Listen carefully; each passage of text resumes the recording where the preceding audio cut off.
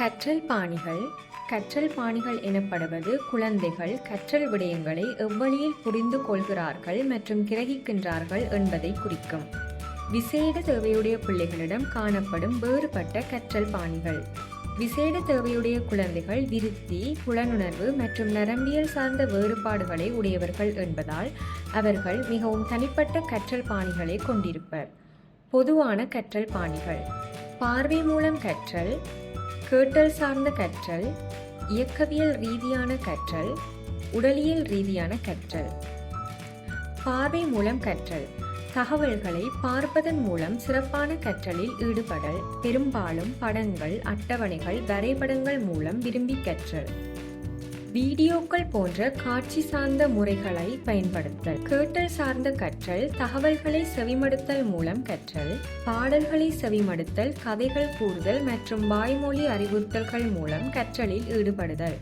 இயக்கவியல் ரீதியான கற்றல் செய்கை மற்றும் அசைவுகள் மூலம் கற்றல், கைப்பணி செயற்பாடுகளையும் உடலியல் தொடர்பாடல்களையும் பேணுதல்.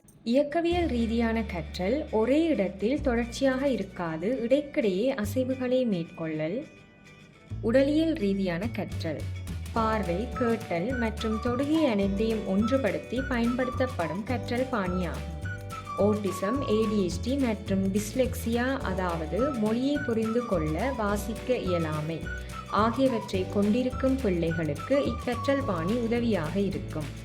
உதாரணம்: கைகளை தட்டிக்கொண்டு பாடல் பாடுதல், பேசிக்கொண்டிருக்கும் போதே கிரகித்து மறுபடியும் அதை சொல்லுதல். கற்றல் குறைபாடுடைய குழந்தைகளுக்கு கற்பிப்பதற்கு விசேட, தனிப்பட்ட மற்றும் நெகிழ்வான முறைகள் தேவைப்படுகின்றன. இதன் மூலம் குழந்தையின் தன்னம்பிக்கையும் சுதந்திரமும் வளர இடமளிக்கப்படும். கற்றல் சார்ந்த குறைபாட்டை சரி செய்வதற்காக பயன்படுத்தப்படும் சிறந்த உபகரணங்கள்: பல்வேறுபட்ட புலனுணர்வுகளை தூண்டக்கூடிய கற்றல் சார்ந்த முறைகள், பார்வை சார்ந்த அல்லது காட்சிக்குரிய கருவிகள், கைப்பணி செயற்பாடுகள், ஒருங்கிணைக்கப்பட்ட இயக்கங்கள் சார்ந்த கற்றல், சிறிய குழுக்களாக செய்யும் செயற்பாடுகள், வழிகாட்டலுடன் தனிநபராக செய்யும் செயற்பாடுகள், நினைவாற்றலை ஊக்கப்படுத்தும் உபகரணங்கள், சுடோக்கு விளையாட்டுகள், புதிர் விளையாட்டுகள், சமூக நிகழ்வுகள் பற்றிய விளக்கங்களை அளித்தல், பிறந்தநாள் கொண்டாட்டம், பாடசாலை விளையாட்டுப் போட்டிகள், தினசரி நிகழ்வுகள் சார்ந்த தெளிவான மற்றும் தொடர்ச்சியான நிரல்களை வழங்குதல், சுயக்கற்றல் வகுப்புகள் மற்றும் விளையாட்டுக்கான அட்டவணையை தயாரித்தல், ஆன்மீக நிகழ்வுகளில் ஈடுபடுவதற்காக நேரம் ஒதுக்குதல்.